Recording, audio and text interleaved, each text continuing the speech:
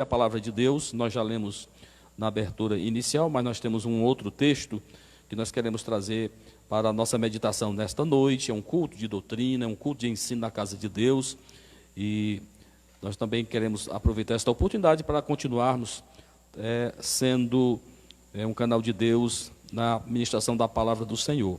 Como nós tínhamos o presbítero irmão Antônio Carlos com esta missão, e em virtude do nosso irmão que não está, nós vamos trazer esta palavra. Nós vamos ler a carta aos Hebreus, no capítulo de número 12.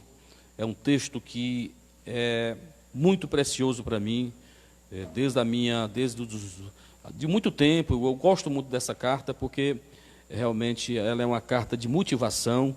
Quando a igreja primitiva enfrentava muitas lutas, foi exatamente a carta aos Hebreus que trouxe consolo para os irmãos naquele tempo de muita perseguição, na época da diáspora, de muita perseguição à igreja. Foi o tempo em que eles saíram em todo o Império Romano, pregando a palavra de Deus. Tiveram que sair do seu conforto, da sua cidade, Jerusalém, por conta das perseguições, mas é um livro que nos encoraja muito a permanecermos fiéis. A promessa de Deus é para aqueles que permanecerem fiéis. Não adianta eu começar e daqui a pouco desistir. Então é muito importante nós termos uma fé inabalável no Senhor, que possa nos levar até o nosso último dia aqui nesta terra e sermos recompensados pelo Senhor. O texto aos Hebreus nos diz, o capítulo 12, a partir do versículo 1, o autor sagrado diz: portanto, também nós, visto que temos a rodear-nos tão grande nuvem de testemunhas, desembaraçando-nos de todo o peso e do pecado que tenazmente nos assedia, corramos com perseverança a carreira que nos está proposta, olhando firmemente para o autor e consumador da fé, Jesus, o qual, em troca da alegria que lhe estava proposta, suportou a cruz, não fazendo caso da vergonha, e está sentado à destra do trono de Deus. Considerai, pois, atentamente aquele que suportou tamanha oposição dos pecadores contra si mesmo, para que não vos fadigueis desmaiando em vossas almas. Continuando, ele diz: ora, na vossa luta contra o pecado ainda não tendes resistido até o sangue, e estáis esquecido da exortação que, como filhos, discorre convosco. Filho meu, não menosprezes a correção que vem do Senhor, nem desmaieis quando por ele és reprovado, porque o Senhor corrige a quem ama e açoita a quem recebe. E para a disciplina que perseverais, Deus vos trata como filhos, pois que filho há que o pai não corrija? Mas se estáis sem correção, de que todos se têm tornado participantes, logo sois bastardos e não filhos.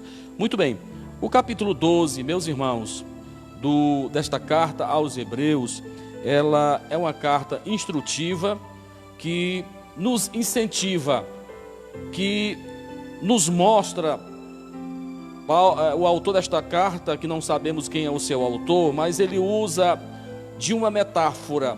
Ele vai exatamente usar a figura de um atleta em competição, e ele vai falar de carreira, ele vai falar de obstáculos, ele vai falar de incentivo. É muito importante nós sabermos destas coisas. E finalmente ele conclui nos exortando à perseverança. Meus irmãos, com certeza você que está me vendo nesse instante, se você não é nascido em um lar cristão como eu sou, mas quem sabe você já deve ter uma caminhada de 5, 10 anos, 15 anos, 20 anos, 30 anos ou mais. E com certeza você conhece no seu círculo de amizade, você lembra com certeza de inúmeros irmãos que há algum tempo estiveram conosco em nossa igreja, estiveram conosco cantando hinos conosco, quem sabe estavam pregando, quem sabe estava ativo na obra do Senhor Jesus, mas que com o passar do tempo, com o passar dos dias e dos anos, alguma coisa fez com que esta pessoa desistisse da caminhada. E aprendemos que isso não é uma coisa que acontece de um dia para o outro, é um processo.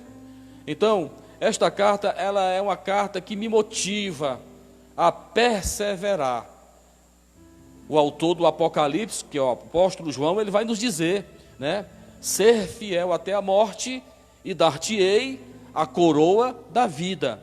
Então veja que não existe premiação para aqueles que desistem, não existe recompensa para aqueles que largam a sua cruz, que desistem no meio da caminhada. Então o texto nos incentiva, começa exatamente nos falando de uma nuvem de testemunhas. E quem sabe você deve ter ouvido alguém falando dessa nuvem de testemunha, até de uma certa forma pejorativa, como alguém que está a te espiar para te acusar. Mas não é esta verdade que o autor desta carta nos diz. É só você voltar. Eu estou lendo o capítulo 12, você volta para o capítulo 11 e você vai conhecer aquilo que a Bíblia nós conhecemos como a galeria dos heróis. A galeria dos heróis da fé.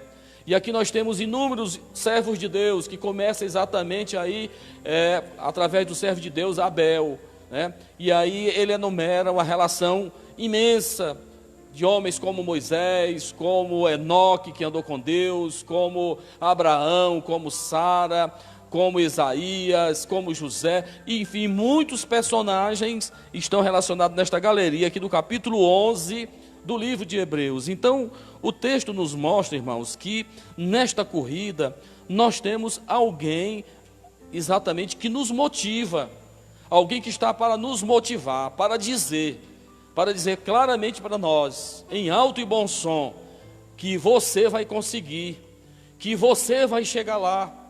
Homens como Isaías, que o próprio autor vai dizer que este homem teve a sua morte, foi uma morte cruel, uma morte realmente, digamos assim, naquilo que nós podemos entender, de uma forma mais cruel que possa existir. Ele foi colocado dentro de um ocro de uma árvore e foi cerrado ao meio, né? Então, este homem está dizendo, o autor vai dizer que homens que o mundo não eram dignos deles, mas que eles passaram por aqui, e que eles cumpriram a missão deles. Alguns deles, como nós estamos vendo, com a própria vida, tiveram que perder as suas vidas, mas que por fidelidade, por amar a Deus, eles não retrocederam, eles não olharam atrás. Você precisa entender, filho meu, que nós seremos tentados em muitos momentos para desistirmos. Alguém vai achar que a caminhada é pesada, que a cruz é pesada, que o caminho é muito estreito. Mas eu te incentivo nesta noite, em nome do Senhor Jesus, a olhar para esta galeria, a orar, a olhar para irmãos que você conhece do passado, que já não estão mais entre nós, homens que enfrentaram lutas, homens que foram maior do que o seu tempo. Quando nós estudamos, por exemplo, a história das nossas igrejas, nestas cidades aqui do nosso interior do Ceará, homens desprovidos de cultura secular, mas homens cheios do Espírito Santo de Deus, homens realmente que tinham uma envergadura espiritual, homens de oração e que cumpriram, que deixaram um legado para nós hoje. Eu preciso olhar para estes homens. Orlando Spence Boyer tem um apreciado livro que exatamente ele comenta sobre os heróis da fé. E ali ele relaciona uma galeria de pelo menos 25 homens de Deus. Sabe, irmãos, quando muitas das vezes nós estamos querendo traquejar a nossa fé, quando nós estamos querendo desistir, olha para a Bíblia. Será que o que você está sofrendo, será que o que você está enfrentando pode comparar com o que muitos irmãos do passado enfrentaram? Dificuldades, lutas. Então veja que nós temos uma inspiração, e a inspiração maior aqui é Jesus Cristo, porque Ele é exatamente o nosso referencial, porque nós estamos olhando para Ele, porque Ele na sua humanidade, Ele também esteve nesta terra, e o próprio texto vai dizer que Ele não teve vergonha de enfrentar uma cruz para salvar a mim e a você. Ele cumpriu.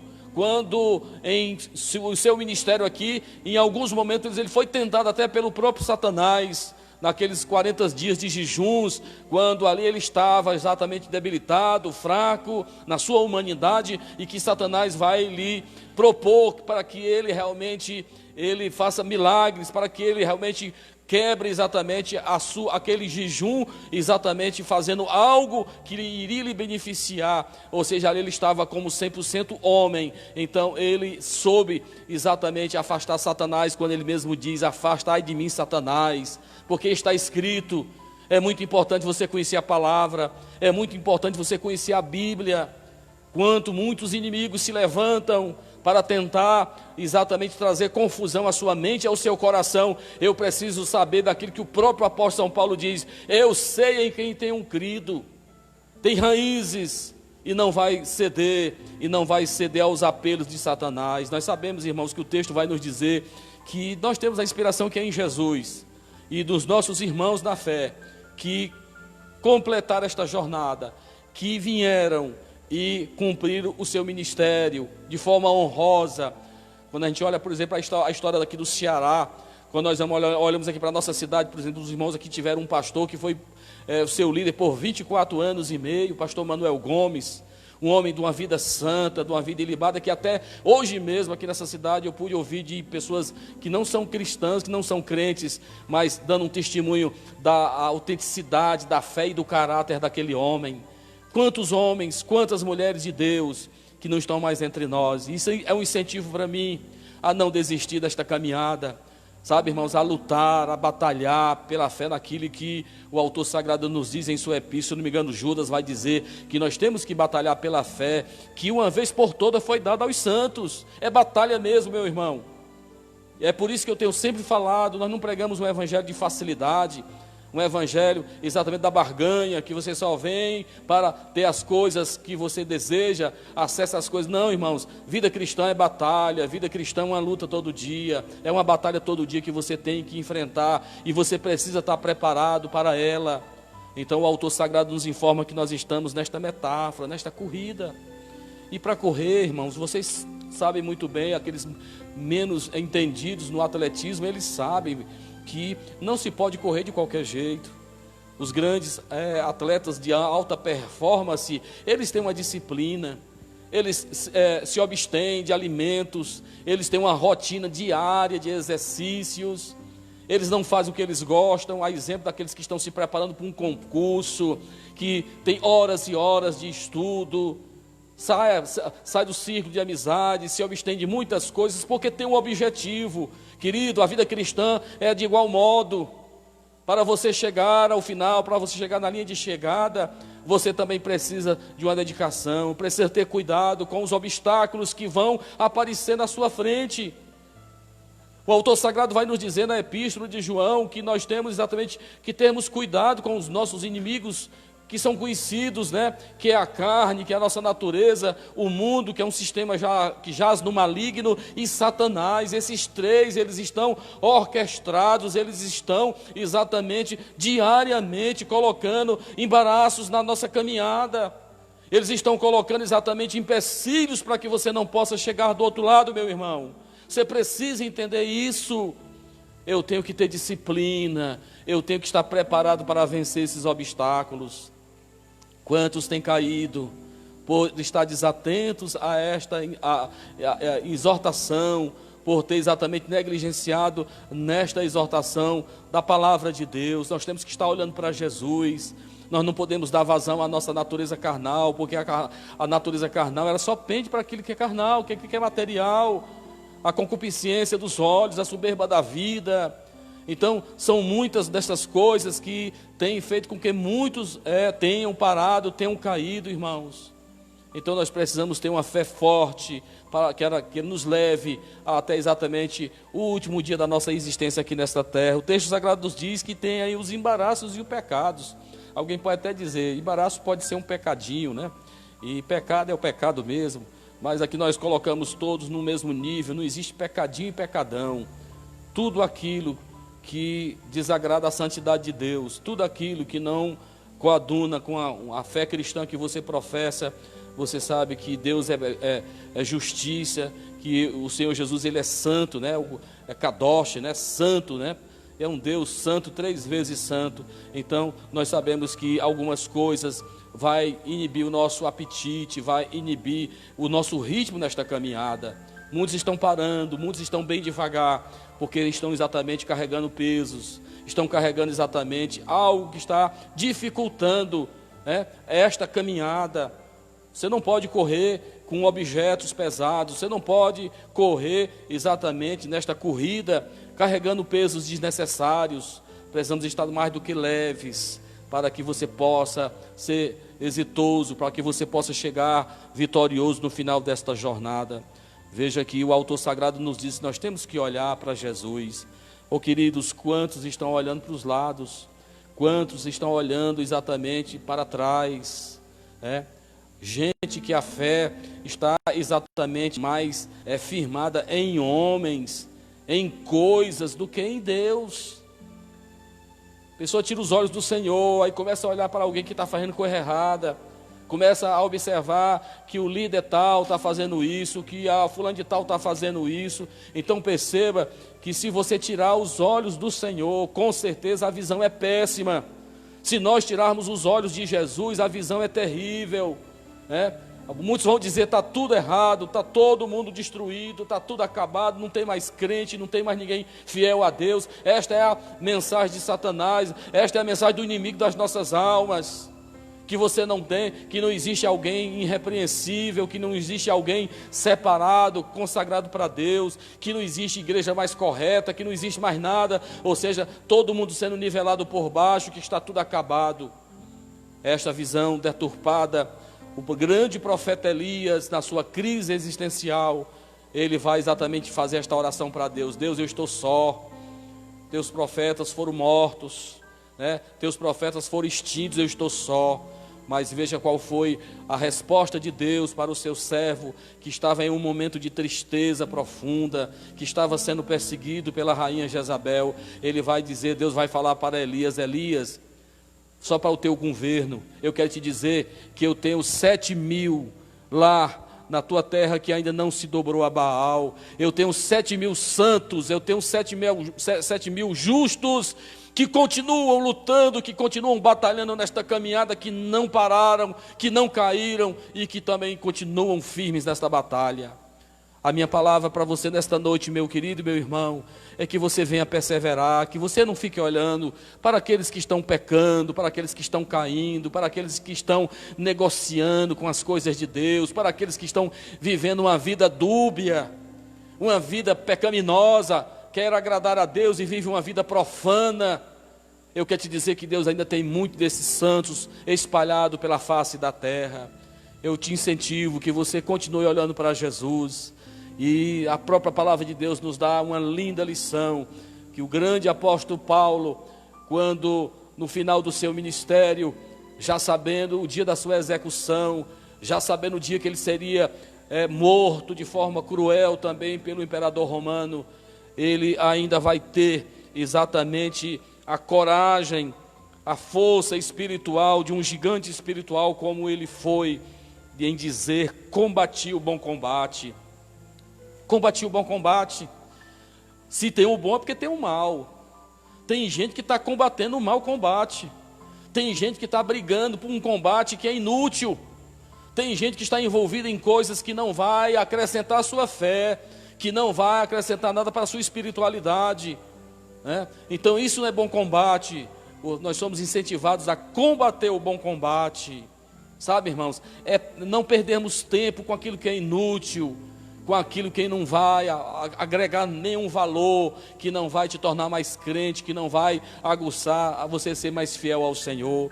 Então o autor sagrado, ele diz no seu livro, nas suas últimas palavras, os autores sagrados dizem que o capítulo 4 de 2 Timóteo é as últimas palavras de Paulo, antes da sua morte, antes da sua execução. Mas veja que ele já estava realmente determinado a não retroceder, a não desistir da sua caminhada de fé. Ele vai dizer no capítulo 4, a partir do versículo 7, combati o bom combate, completei a carreira e guardei a fé. Já agora a coroa da justiça me está guardada, a qual o Senhor, reto juiz, me dará naquele dia, e não somente a mim, mas também a todos quantos amam a sua vinda. Que você possa, ao final da sua jornada, ter este versículo na sua mente, terminando o bom combate. E é bem verdade que o bom combate, às vezes, não é só para aqueles que estão envelhecidos, às vezes, para alguns, o final do combate, às vezes é na juventude, às vezes é na tenridade, mas é importante, é naquilo que eu exatamente já aprendi. Nós precisamos viver uma vida que vale a pena viver, uma vida altruísta, uma vida que agrade a Deus, uma vida que possa ser lembrada por muitos daqui a alguns anos, alguém que viveu nesta terra, alguém que não se vendeu, alguém que não trocou a sua primogenitura por um prato de lentilha, alguém que soube dizer não para Satanás e soube dizer sim para o Senhor. Que o Senhor te ajude, meu irmão, no meio desta luta, desta caminhada, que você possa exatamente ter uma fé robusta de chegar ao final desta jornada, cantando o hino da vitória. Que possamos estarmos juntos, junto desta grande multidão, que um dia estaremos para sempre com o Senhor. Esta é a promessa que nós temos. O apóstolo Paulo diz que para todos que aguardam a sua vinda, esta é a nossa promessa, de nós recebermos do Senhor Jesus Cristo, o nosso Senhor, aquele bem-vindo, que a palavra que não sai do meu ouvido: vinde benditos do meu Pai, e possuí por herança o lugar que já está preparado desde a fundação. Servo bom e fiel, foste fiel no pouco, sobre o muito te colocarei, entra no gozo do teu Senhor. Que você ouça esta palavra do Senhor, que possamos todos ouvir do Senhor Jesus, aquele bem-vindo quando nós chegarmos na reta final, quando ali você receberá a coroa de glória. Que o Senhor te ajude, que o Senhor nos abençoe, em nome de Jesus. Amém? Glória a Deus, glória a Jesus.